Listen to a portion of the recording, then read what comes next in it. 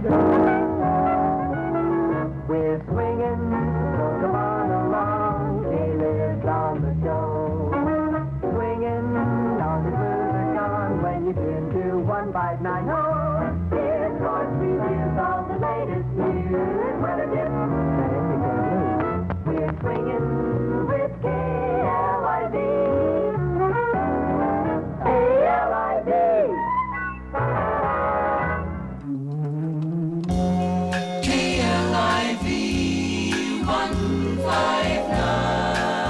I walked in here and I saw the poster over here and I recognized someone instantly, and this story is about him.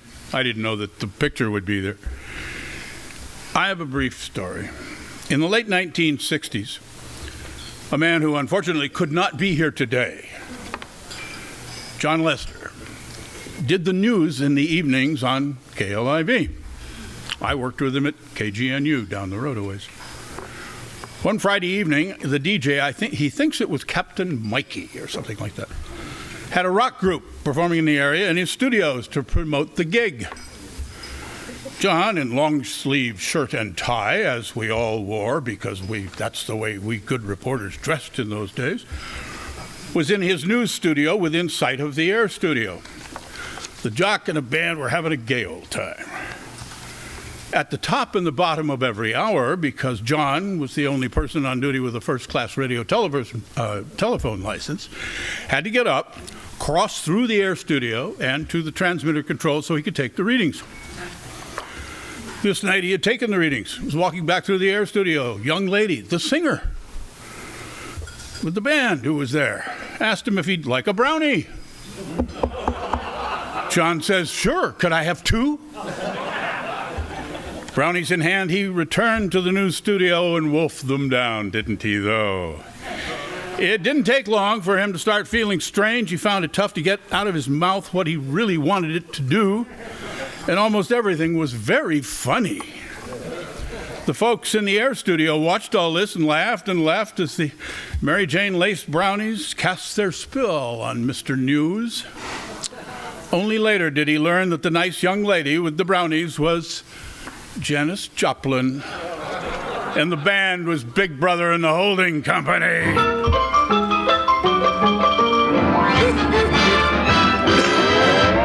Here to introduce today's salute to KLIV from the Bay Area Radio Hall of Fame, the museum, is Mr. Len Shapiro, himself a veteran of South Bay Radio. Yeah, he's certainly outside. Yeah. I'll get out of your way. Pardon me, man. Well, welcome everybody to this event. This is really good for me because I grew up in San Jose area and I grew up on KLIV. It was a station that I listened to throughout my youth. And as Peter mentioned, it started out in 1946 as KSJO. It started out with 1,000 watts in a studio at Story and Lucretia Roads, and signed on the air to serve the people that grew prunes, walnuts, and apricots. Now it serves chips, disk drives, and code writers. Let's see, we do have a sidebar here, which I'll break in little sidebars every once in a while. We have a KSJO salesman that worked there in 1956. He was getting his feet wet in broadcasting. He was going to Stanford at the time, so he probably needed extra money. And he and his partner, James Gabbert, started KPEN, and that would be Gary Gilo over here.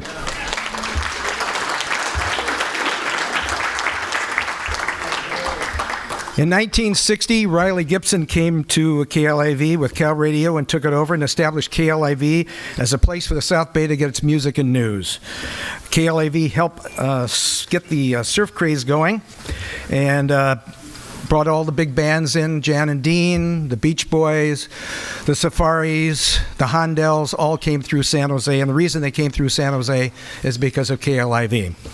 They established the South Bay as a mecca for surf music and music in general in the area.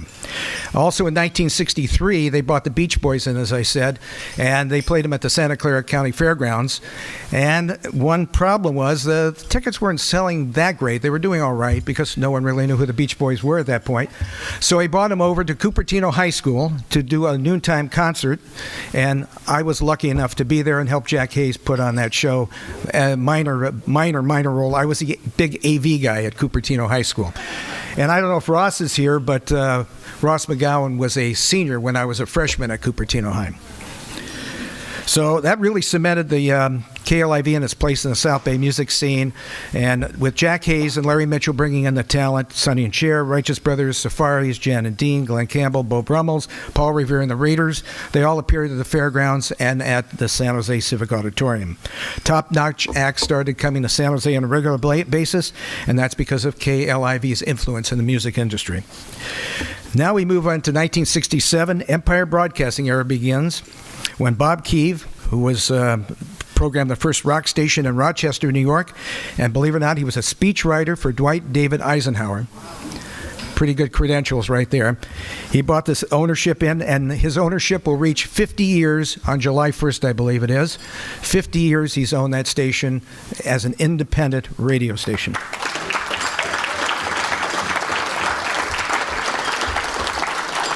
Mr. Keeve has navigated the station through many, many changes in the radio industry, especially in the last 20, 25 years. KLIV went from rock to Music of Your Life to an all-new station, and now it's playing country and western music. And Bob is in his office working virtually every day, and he recently celebrated his 95th birthday. Congratulations. Tremendous community involvement is also a part of this award because it shows that the station is involved in its community, and KLIV has done that right from the start. PAL softball games, Toys for Tots at the fairgrounds, Spartan Foundation. He brought the Monkees to Spartan Stadium, helped promote it when they raised big money for the Spartan Foundation in the 70s. And Mr. Keeve is also a member of the Rotary in San Jose, been a longtime member and participated in that. Now, KLIV has had some tremendous disc jockeys and newsmen, and we've got to start off with my good friend Jon Mcleod, who actually outdates Mr. Keeve by probably about a half a year or a year. He started in March of '67. Jon Mcleod. Member of Barhoff in 2010. We have Captain Mikey. Michael Hunter Harrington was there. Barhoff of 2008. Dave Yerduke Sholin, who unfortunately couldn't make it today. Barhoff 2008. As previously mentioned, Jack Hayes, Larry Mitchell. We have Bob Ray over here. Anytime you need a photo on a cruise, Bob Ray's your man, I guess, to get a hold of. Mac McGregor was there in the mornings. Ross McGowan, who I was hoping would be here today, but I guess he didn't make it. Ralph Cole's here. He's come down from Spokane? Seattle area. We had newsmen. Jack Smith, who also did the PA at the San Jose Bees games. Jim Braden. And, of course, George Sampson, who's over there. And we also have the weather guy that did some weather for a while on the station, Mike Peckner, over there. So, Bob, if you could come on up here, we'll give you the plaque. Say a few words.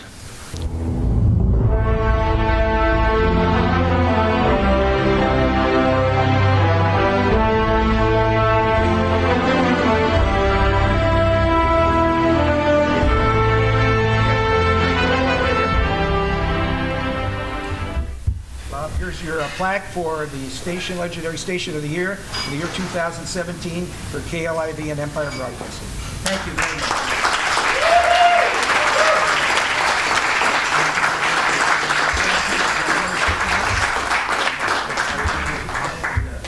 All righty.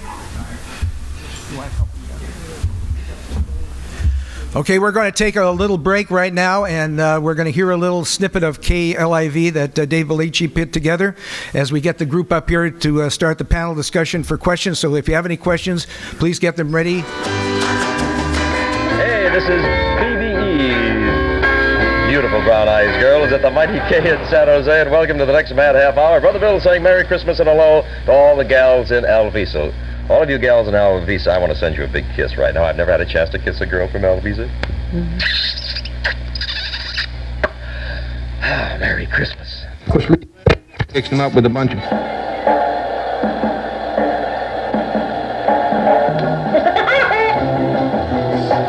Get out of there. Leave that guitar player alone, will you?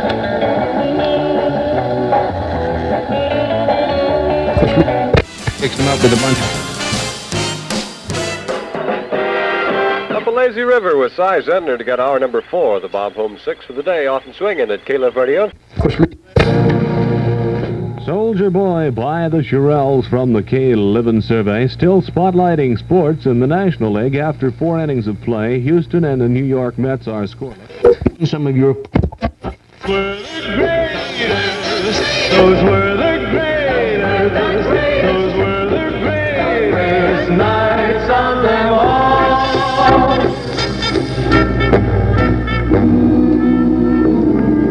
Andy Williams and one of his great golden echoes, that old Bill Bowles song.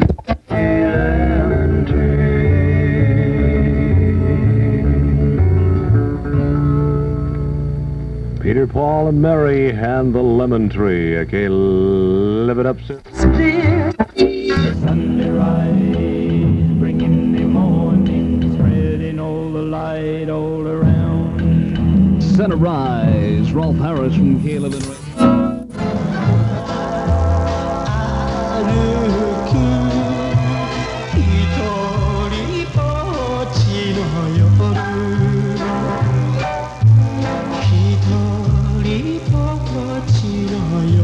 Don't say. 2 on the KLIV Feature 40 survey. That's Kiyu Sakamoto and Sukiyaka, which means walk with your chin up. Paul Wells, you're here.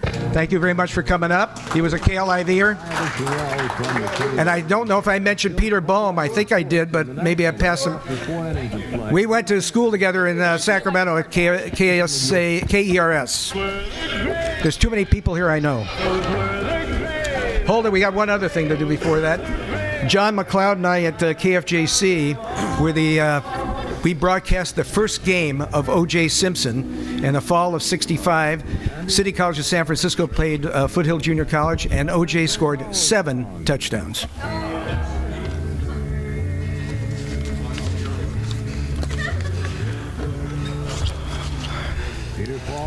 All right, I'm going to pass it on to Kim, and she can get things started here with our little question and answer. Check. Gotta see my name. All right. My name is Kim. Oh. What do you do? This is what it's like to work with this man. Who are you? Well, good afternoon, everybody. My name is Kim Vestal, and it's funny, all this talk about the station and its history. I'm kind of surprised that Len didn't mention what the summer where I was hired by George Sampson to do weekend news. This is too short. Was in the summer of 1979. Personally, I believe that was when KLIV was at its peak. We were hugely immersed in the now beloved disco format that lasted about 2 minutes. Yeah. But that was the summer I got hired, and the KLIV van had been painted with a big right-on disco fist all over the side of it. And one of my first assignments in the summer of '79 was to go get the van washed at the local car wash with trade. And the name of the car wash was the Beaver Car Wash. And I was absolutely tickled pink to do all of it. Turns out all the jocks were too ashamed of the disco thing to drive the van. So they said, have that new girl do it. And I'm like, okay. And so everywhere I went, when the KLIV van that summer, people would yell, and it turned out they were yelling, disco sucks. So I'm like, hi. And shortly after that, they changed format. I think by the end of the summer, it was the counter-revolutionary rock format, FM rock on AM. So that's when I came into the history and then stuck around for a long time. So thank you for including me in this very, very special afternoon. As your official moderator, I think what we'll do first, before we hear from each of you individually, is one of the slogans the station used often was 1590 AM at the top of the dial. Top of the dial, 1590 KLIV. I think it would help everybody here to kind of know, when you came along in 1967 and you guys were all on the air, who else was on the dial? What other stations were you competing against? Who were the big guys? Were there stations in San Jose, obviously stations in San Francisco? So kind of paint a picture of what the dial looked like in 1967. Well, it was KYA. KFRC had started in the fall of '65, and by that time it cleaned everybody's clock pretty much. KEWB is the station that I sort of grew up with, and then KYA. And as far as San Jose, Clock went adult contemporary, sort of pop that summer as well at the same time. It went, pop oldies, I guess, yeah. But Clock had just changed ownership as well, pretty much the same time. And that's it. Okay, Bob, George. I think one of the things, if I remember this correctly, when Bob and his group came up to buy a radio station, am I not correct that the first one you looked at was KLOK? No, I don't remember that, Bob. Nice try, Bob. This is not a government hearing, by the way, that I don't recall. Doesn't play here. You're Sorry. going to jail. Couldn't resist that. But I do remember, of course, KFRC and KYA, but Bill Weaver at KLOK, who had the only woman on the air, Ronny Richards. Yeah. If you remember Ronny, great talent.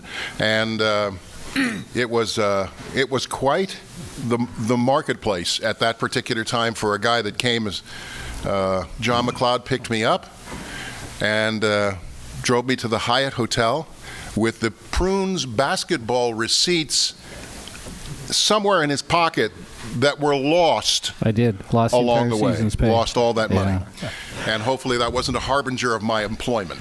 I'd like Bob to tell us about the woman he hired in Rochester to be a top 40 as a disc jockey, sidebar. as a sidebar away from Kim, because I think that's pretty important. And Well, what year was that? I don't mind telling you that quickly, but there's a more important woman whom we hired that I'd like to tell you about. Talking to the mic. I don't remember the name of the gal because that's where I am. I don't remember names. We'll remember for you, Bob. Thank you. But she was the first real disc jockey, woman disc jockey. She didn't just announce; she was a disc jockey, which means that she had all of the energy that disc jockeys are supposed to have. Can somebody give me her name? Was it? Huh? No. No, that in was, San Jose, that you mean, was Bob? Rochester. Yeah. Was it Chris? Chris Ray. Or Chris No, Chris Cheney. was not the first. And it wasn't Ronny Richards? Carolyn Lozano, Nikki Stevens. Well, there were a lot of them. There were a lot. Could Does I tell anybody you? out there know who he's talking There about? were 5. Yeah. I don't know. Could I tell you about the one that tickles me, and that is our morning guide said he was going to leave. This was radio station Kara, K-A-R-A at that time, and we wondered whom we would use to follow this very talented guy. He was a very talented guy, and I didn't have any problem with this.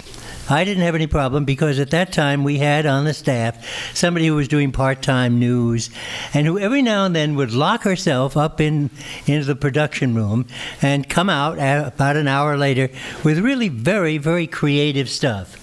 And so I decided all by myself, nobody else was in agreement with this, that Kim Vestal should do the morning show. And it was the best decision I've ever made.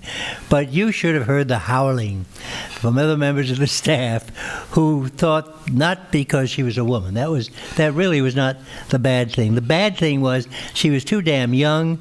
She had had no experience. She had just gotten out of college. It was a good decision I made. Yay! Yeah. Absolutely. All right, thanks. Yeah, it turned out pretty well because you said we're looking for someone to fill in for a while till we find a real jock. And I said, I'll do it. And then silently I said to myself, I'm not leaving this. They're going to have to tear me away from this microphone. And then 22 years later, the station changed format. Anyway, we digress. All right, I think another interesting question with these gentlemen up here is how did each of you, George and Jon, has always an interesting little story, and Bob, end up in 1967 at this point in your careers? How did you end up at KLIV? Well, I ended up at KLIV right out of San Jose State. And I'll never forget when I went in to be interviewed, and found out I was going to do a live audition that day, news director was a fellow named Alan Wald. And I came in, and as typically you do when you check out a new news person, he had me write some news. He looked it over, so this is pretty good. I'm going to go ahead and put you on the air. 12:20 in the afternoon, John Mcleod was the disc jockey. And I wasn't quite sure what I'd doing because I'd never really done live radio before. And at 12:20, John cued me, just like this. That was it. And I was on the air. And I guess I did okay because nobody screamed at me. Then later that day, I'm driving away from the station, tune into KLIV, and there was Alan Wald, the news director, reading the copy I'd written a couple hours before. So I don't know if that was typical, but that was kind of the way things were there. Wow. Bob? I was a program director in Fall River, Massachusetts. And it was my first time away from home, and I'd never seen snow. I built a snowman and knocked him down about 10 times. And then I got something called the grip. The grip means you do not move, do not pass go. You are motionless and in a lot of pain. And I said to myself at the time, it's time to leave, to go back to the sunny confines of Northern California. I sent a tape to KLIV, and Ross McGowan was the person who was putting it together at that time. And he told me later, the only reason that we listened to your tape was because it had leader on it. Most people don't know what leader is. Leader. I think this group does. I think this group does know. I don't have to explain Yeah. it. So I learned right away that presentation's the name of my game for the rest of my life. And interestingly, I came for a live audition where we mentioned the prune money. I was scared to death. They had me do midnight to 6. And do you all remember the UPI machine? Oh, yeah. Of course. Bob, what you have to do is rip and read the UPI machine and put it over here for the news people in the morning. Oh, okay. At 1 o'clock in the morning, the UPI machine went out. And I spent the next 2.5 hours trying to get that damn thing to work so I wouldn't be in trouble with the news guys. And on the air, I was awful. Absolutely awful. And as it turned out, the only scoped part of the show that they listened to, 5 to 6 in the morning. And that's how I got that job. I got to thank Len Shapiro, who back in 1965 at Foothill College caught me on the orientation route going through the campus radio station, said, hey, stick around. So I did, and he and Frank Luff dragged me down to KLIV in the evening to hang out with the disc jockeys, sort of a groupie. And then after that, I got a third-class license, which I soon realized got you nowhere.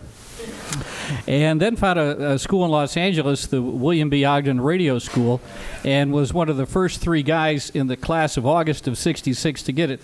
The other 2 guys who graduated with me were Bobby Ocean and Phil Lerza, who you guys know. The 3 of us were the first ones to get our license that summer, and that got me in the door at KLIV, and I went back hanging out with Captain Mike, and he says, I tell you what, if I let you work weekends, you promise only to show up 1 day a week. And I said, sure. And he said, good, don't come back every night, just come back Saturday night, Sunday morning, and we'll hire you. And I said, okay, thank you. And then after that, I got full-time, thanks, because everybody was petrified of Bob. They didn't know Bob. They only knew that new ownership was coming in. And in those days, and still to this very day, when ownership changes, people panic, and they think that all hell's going to break loose, so they start looking for the next available job, whether it's at a radio station or at the grocery store or wherever. And fortunately, we had like 5 guys leave within months of Bob taking over. And I have been there ever since, and I thank God every day that Bob bought the place in 1967, because it's been a great life, and it's all due to Bob. Can I say something? Yes, please. A couple of things that John left out, one of which is really interesting. On July 1st, I had the key to get into the station, and I it was a 4th of July weekend, just like the thing we're coming up with now. It was a Saturday, and I walked in and nobody was there, but there was one guy there. He was all alone. He was freckle-faced. He was red-headed, and it was John Mcleod. So that's how he got there. You want to know how I got there? Yes, tell us how you got there. Thank you. I was working for a radio station in Rochester, New York, which I these days call Rottenchester, because the contrast between it and what we have out here, what we're blessed with out here, is enormous. We decided, a group of us, that we were going to put our money together and buy a radio station there in Rochester to compete against the company that had just bought us. We didn't have any equity in it. We were just working for the station. After a couple of months, the lawyer whom we hired came to us and said, "Look, this guy that you think is going to sell his radio station to you, never will. So forget about it." So then we had to look for something else. And one fine day, sitting in my old chair, was the new owner of WBBF in Rochester, and he said to me, "What are you going to do now?" And I said, "I don't know, we're looking for a station."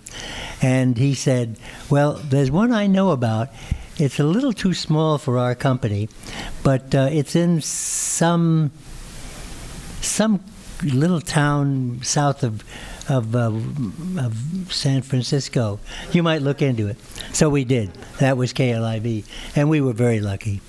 And you drove cross country with your family, right? Indeed. And the chief engineer and his family and 7 kids. Also, yes. So when you arrived in 1967, you sort of have a reputation for not firing people. And that's kind of, yes. Except me, you fired me twice, but that's a different story. But you digress. So you arrive, you unlock the door on Story Road. It's 1967. What was the format? Who was on the air? Did you make any changes right away, or did you keep it as is? No. We didn't make any changes right away. It was a very successful station. It was run by a guy named Bob Sobel, and he did a very good job of it. Unfortunately, although I offered him the job of staying on as general manager, he had already made an arrangement with the new KLOK, which was doing very well. And he not only left us, but he took with him every one of our salespeople. It was a very, very difficult first few months there. We had nothing going for us. And I remember standing outside, just outside our door, at about 5 o'clock in the afternoon in November, and breathing in the wonderful air that at that time we had, and comparing it to what I had left and what I didn't want to go back to. Oh. And fortunately, we were saved. First of all, we went back to our investors, and we asked for more money, and they were very good, and they gave it to us. And during that same visit back to Rochester, we learned that the Coca-Cola Company had dropped a big series of spots on KLIV, and from that point on, we were solvent. Until recently. So then how did you, and you guys can answer this as well, how did you compete with the other stations? Did you advertise? Did you buy billboards? Did you do stunts? Did you have promotions? How did you make KLIV visible and viable and competitive with everybody else in those days? I can answer, but I'd like to have them. Well, you start and we'll fill in. Well, we had, as you may remember, a really very talented program director. Everybody at the station was scared stiff of him, Captain Mikey. And he was very talented and had a lot of ideas. And one of the ideas, just to show you what sort of thinking was going on in this guy's head, was that the zoo that was right around the corner from us desperately needed an elephant. And so we started raising money That's the for Happy it. Hollow Parkinson. Happy Hollow. And we did raise a lot of money, like $7.50 or something like that. The end of that story is that we didn't go to the city and say, can we have a fundraising drive. We didn't know you were supposed to do that, but there was in San Jose in those days a commission that did nothing but say no to people who wanted to have fundraising. And they called me in and really read the riot act to me. So that was all that happened to that particular elephant. But we did other things. John, you... Well, we had the KLIV decal probably was this decal, and that little guy's name is Norman, by the way.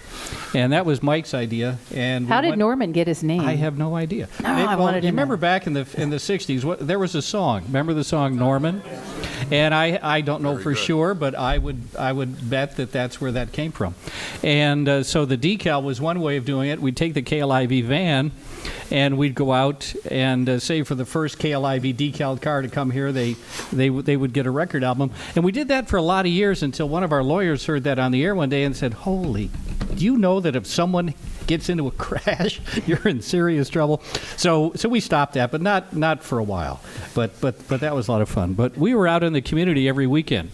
We had the KLIV basketball prunes that played 40 games a year. You and those were a team of jocks. Ringers and disc jockeys. The disc jockeys only played offense. And we had with us at the time former Philadelphia 76er, a Cincinnati Bengal, who went on to be the one of the administrators at San Jose State, and the Ogden brothers, you may remember from Santa Clara University in the 60s, they played with us. And we would play 40 games a year and lose one. And that was a lot of fun. And that was the money I lost the day I went to pick up Bob. And you got to remember, $15 a game is a lot of money back then. So one quick thing, if I can, before I think Bob Ray is ready to jump in. No, I'm ready. All right, no. Okay. The safari. What was it called? Surf and Safari. Surf and Safari. We had nothing to do with that. That was all Bob Sobelman, who came before us, and it was a great thing. Many of you may remember that what it amounted to was a whole caravan of private cars going over 17. Having all kinds of games played on the beach and then driving all the way back. It was a wonderful station promotion. But when I came in, I didn't want it. And the reason I didn't want it wasn't that it was a good promotion. It was that at that time, things were happening in Northern California. Some of you may have heard about it. None of you, I'm sure, is old enough to remember it. But it was tough. The drugs were very heavy, and whenever there was a crowd, there was always a danger that violence would break out. So I did not think that in the first month or so of my existence at KLIV that I wanted to have that. So we dropped the great Surf and Safari. That probably was not very popular with the staff.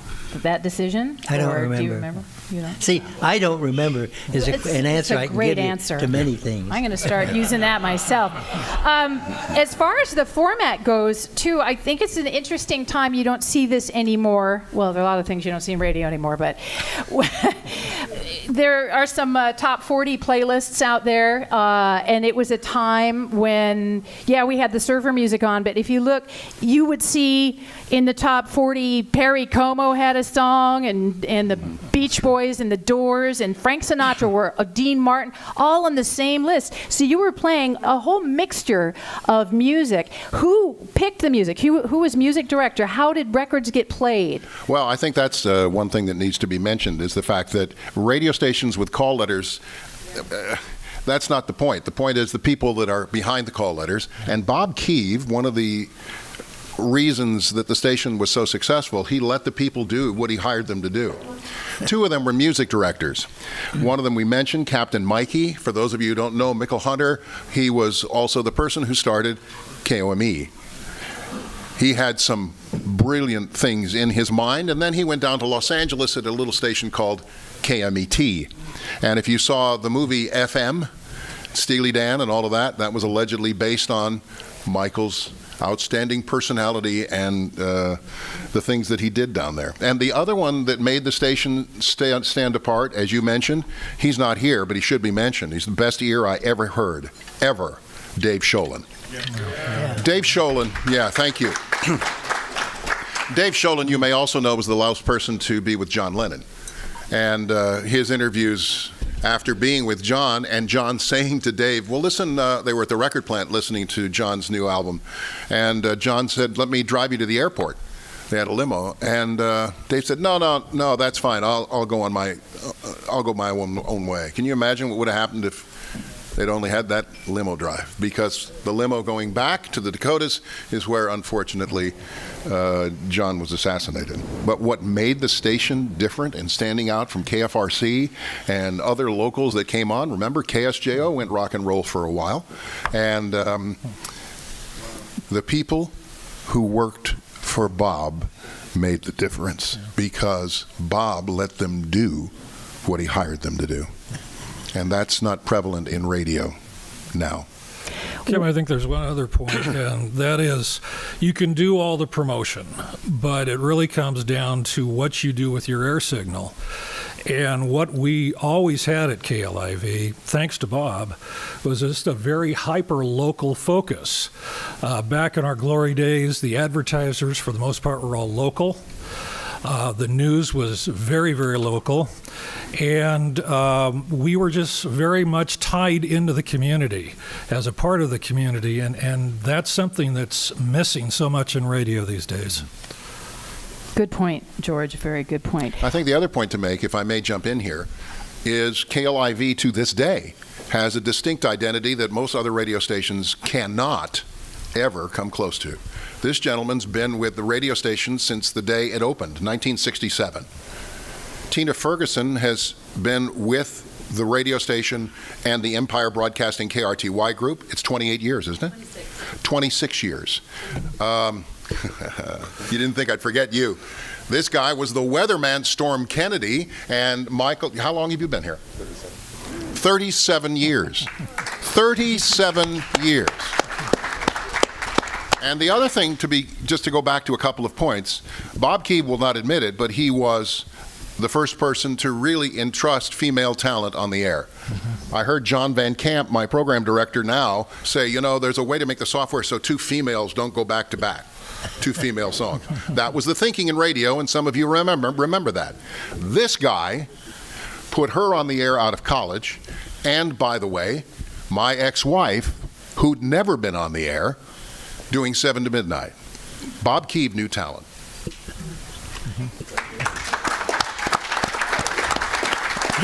Yeah, that was one of the pleasures of working for a man like Bob, is because now more than ever there's so much discussion about sexual harassment and all of this everywhere you turn. And in all my time there, you never got he just judged you on what kind of person you were. That's right. There was no gender. It's like, well, I know you're a woman. I'm going to put you on the air because we need a woman. It's like, I think you're funny. I think you're smart. I think you'll be good in this job. And so it was. And you were. I don't know. I listen to those old air checks, and I don't know how I ever ended up on the air, to be frank, but I think all of us feel the same way when you listen to those old air checks. So you talk about you guys, Bob, just giving you the freedom. What was it like being on the air? Now everything's so controlled, everything's so focus grouped and so researched to death and so sterile. And back then there was so much more humanity and real people. So how much freedom did you have as jocks? Was there a format? Did you have to read liners at a certain time? What about the rotation of the music? Could you play requests? Put people on the air? Yes. Yes. We had 3 stacks of 45s, A, B, and C, and you had a clock on the wall, and you played them in this order. And that was top 40. And the other thing is, if you've ever been to KLIV studio, which most of you have not, if you ever watched American Graffiti, that's exactly what KLIV looks like. Or it did before the building got torn down. But anyway, so there we had this big studio with the window, and Bob's office was to the left. You were facing forward, and you always knew that when Bob walked out his office in front of the window, you were good to go, because he couldn't be listening. He was on his way to the office, visit Norma Roy in accounting, or the little general manager's room down the hall. Although I do have to say, when he was listening, he may be a short guy, but he is extremely intimidating. Yep. I remember when I first got hired by George to do the news, I was practically still a teenager. I'd never really been out of California, and there I'm reading the news. And I was reading a story from Des Moines, Iowa, only I said Des Moines. Ooh. Now remember, this man was a speechwriter in the White House for President Eisenhower. If anyone knows proper grammar and pronunciation, it's this guy. So we've all learned from the best, but the way he corrected me was, I'm on the, just like this in front of the mic, he opens the newsroom door, which is behind me, and he just goes, "It's Des Moines!" And he shut the door.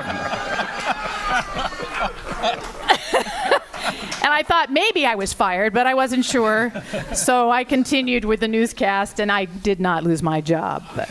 Well, it's not like we had total freedom to do really what we wanted to do. We didn't. I mean, there was structure. But Top 40 was based on a science, the ability to be succinct and get your personality and attitude across. And I have to mention, this is my first luncheon here, and listening to the voices in this room is mesmerizing. And some of my heroes are here. Sam Van Zandt is sitting over here. And Sam Van Zandt was a phenomenal air talent. We're very much, I think, like performers in any industry. We go to see and listen to other performers. Sam Van Zandt was one of the people that I turned on and went, God, I wish I could be that good. Just people who had this wonderful science of making it happen within 15 or 18 seconds. And it was a very, very special time. Just wonderful. Hoyt Smith, who's also here. There's Hoyt. Here is a legend who's been in San Francisco radio so long, and what a wonderful career he has had doing this science of, although you're doing classical music now, you know what I'm talking about with Top 40 and everything else. It really is a science, and it's really difficult. Bob KLIV was not easy to work for. I was doing the morning show during the energy crisis. Do you remember the energy crisis? And there was a furniture store that had its lights on all night. I could not let that go. So on my morning show, I said, how is this possible that these idiots on Winchester Boulevard have their lights on, blasting out all night, and we're asked to turn it down? Well, guess who got a phone call as soon as I got off the air? Bob KLIV says, can I see you for a minute? When Bob KLIV says that, here's my dodge. Right after I go to the bathroom. I go to the bathroom, I sit down, and I go, what the hell have I done? He looks at me and says, really? The lights at the furniture store? You had to say that? And then he gets on the phone with the guy who was on hold and proceeds to tell him a little thing about the First Amendment. And the guy says, I'll never advertise on your station again. No problem. And then Bob looks at me and goes, anything else?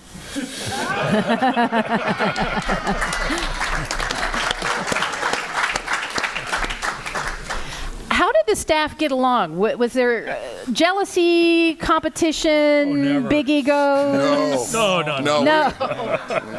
Fights? Fooling around in the studio after hours? I do have a story about Bob. Right after he started, he was in the newsroom, and we thought it'd be really funny to punk him. So you all to what? To punk him. Oh, okay. I picked that up from our grandkids. Okay. So in any event, at KLIV, unlike San Francisco, we were a combo operation. We were the engineer. We all had first phones. When you finished your air shift, you became the news guy. And so Bob would get off, and then he'd do the news for, I don't know, whoever followed him. And I think Captain Mikey was gone by then, I think. Yeah. But we thought it'd be really funny in the middle of a live newscast to see how cool Bob could be. So he's sitting there reading, ripping and reading. Yeah, not you. You came with editorials. So in any event, Bob's in the middle of his newscast, and we thought it'd be really funny. We just lit his copy on fire. And he didn't like that, but we all thought it was pretty funny. Yeah. Actually, John Mcleod started that tradition. Robin McGovern came to work for us in the newsroom, and on his first day, guess what happened to him? I lit his copy on fire, and that sucker went up in a big thing. It scared him. I think he had to have a wardrobe change. But I know he went to therapy for 6 months afterwards. And I shared with him, we only do that with people we like, Robin. The setting copy on fire for the news guy was a tradition that carried on, I'll just have you know. It started here. But it seems there was a lot of pyrotechnics in that newsroom. We had one of those old UPI teletypes, da-da-da-da-da-da-da, and it was kind of a small room, so after several hours of being in there with it, you'd be just about deaf. And the machine had a way of the keys would sometimes stick. Well, one day the UPI machine was just stuck really good. Well, Ralph Cole over here, who was our afternoon disc jockey at the time, came in, and they were calling me Scoop in those days. He came in and said, "Don't worry, Scoop, I got it covered. I know what to do. He took this can of some kind of cleaning fluid that was probably 100% alcohol, poured it into the machine all over. He turned it off, fortunately. Then he turned it back on. It sparked. Whoa, just like that. Ralph says, "Don't worry, I know what to do. Grabs a fire extinguisher, comes in. I don't think he'd ever used a fire extinguisher before because it was all over the room. Finally, the thing goes off. I'm about 3 minutes from air at that point. So I have to go on and do the news, and I realized very quickly whatever is in that fire extinguisher, I'm allergic to. So I croaked my way through the news, but that time the copy really did get caught on fire, Kim. Love that. Did you know all this, Bob? Yes and no. I hate to top Bob. I can hardly ever do that, but this is an opportunity. That business of lighting a newspaper did not start with us here. It started. I was working for a 250-watt radio station in a town that I'm sure all of you have heard of, Geneva, New York, population 20,000, and that's where the new guy, to my knowledge, actually had the newspaper burned on him. So I guess it was endemic for radio. Yeah. Well, nobody ever set my copy on fire, but the summer I got hired, there were mice in the newsroom. And you'd show up at 5 a.m. and it was dark, and you'd pick the paper up off the front door, and then what I would do is throw the paper on the newsroom floor, and you'd hear mice scatter, and then I'd turn on the lights and get to work. So because the Walmart wasn't there yet, it was a very rural area, so there were field mice. And so that first summer, the prank that got, and you weren't there. I was like first week on the air, and you were listening to me at home to make sure I was doing okay. Yeah. One of the jocks, while I'm doing my newscast, crawled in on his belly. It may have been Ralph Cole. It may have been Ralph Cole. I didn't know everybody. I was still new. Crawled in on his belly and went up to my ankle and tickled my ankle from behind while I was on the air, and I said, and the weekend, I mean, I lost it, and we had a big red light bulb hotline, and the hotline lit up right away, and I turned off the mic, and I scooted back and realized it was a prank, and I said, "You answer the hotline." And I don't know if you remember that, George. Do you? Vaguely, yes. Yeah.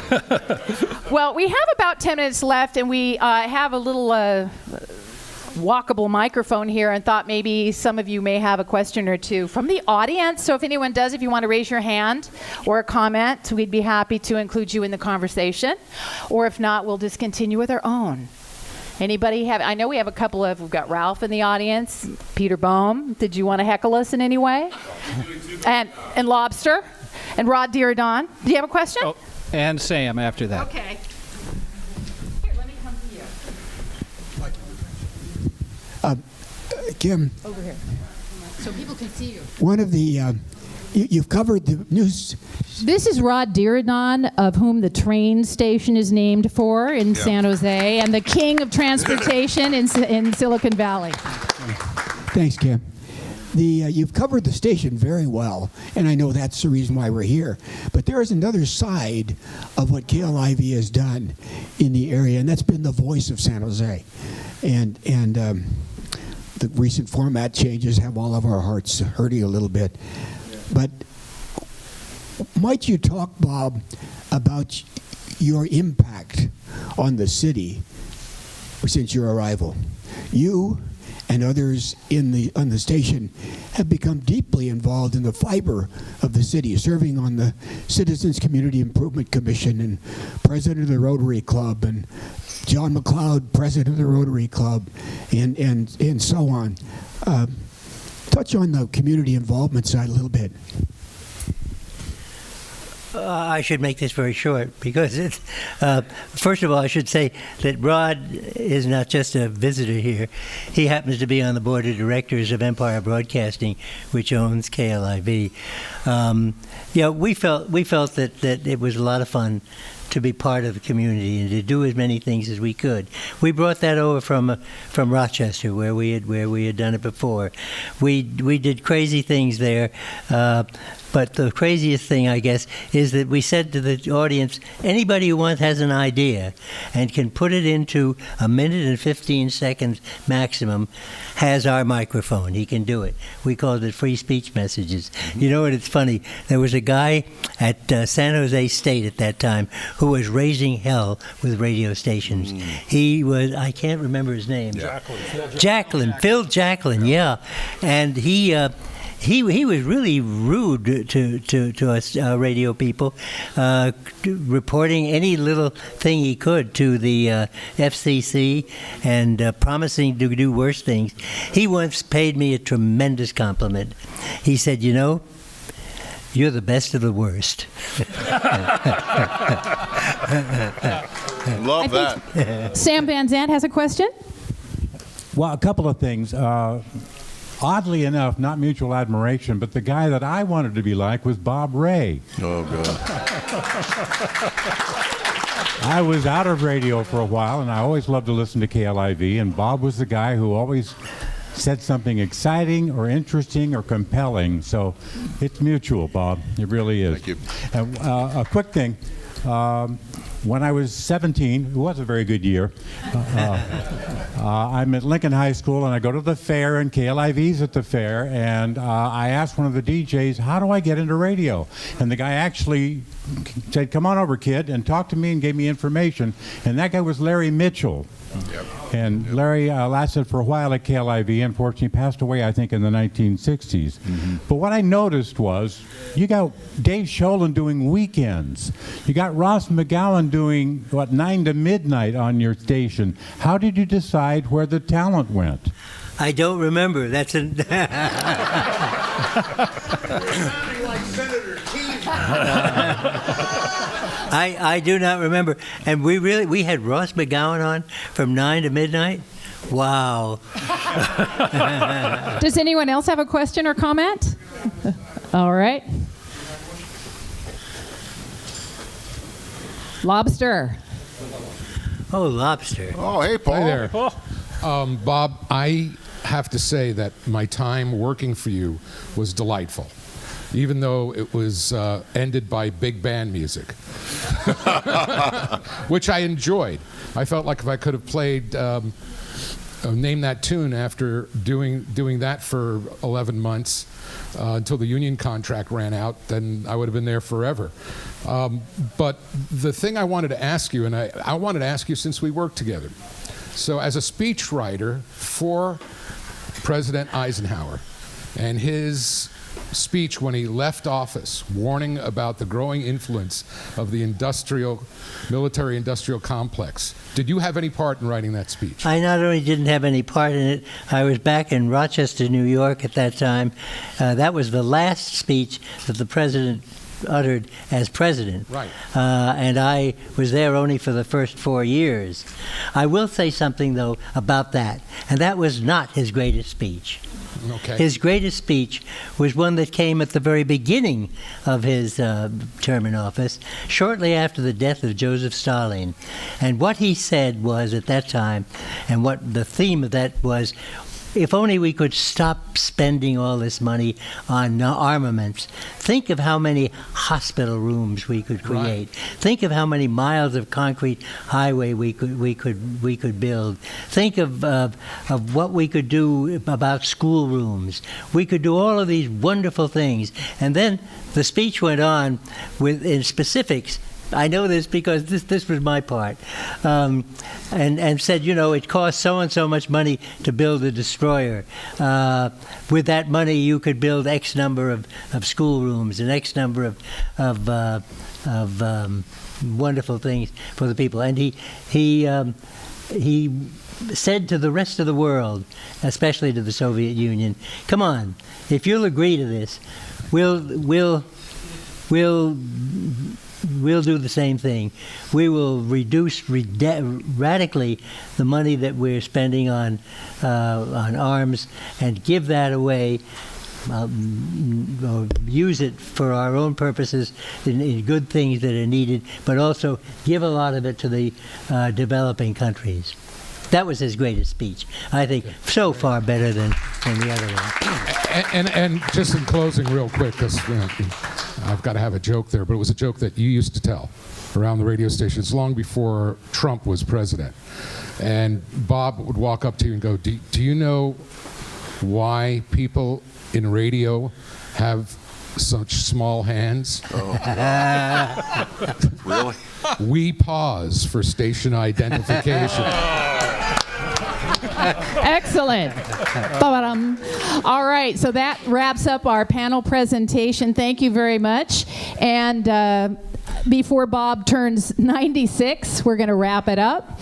And we would like the panel to gather under the banner for a little photo op afterwards. Thank you for paying attention, and hopefully you learned a few things and have a new appreciation for this little station in San Jose that definitely deserves all this recognition. Especially this guy.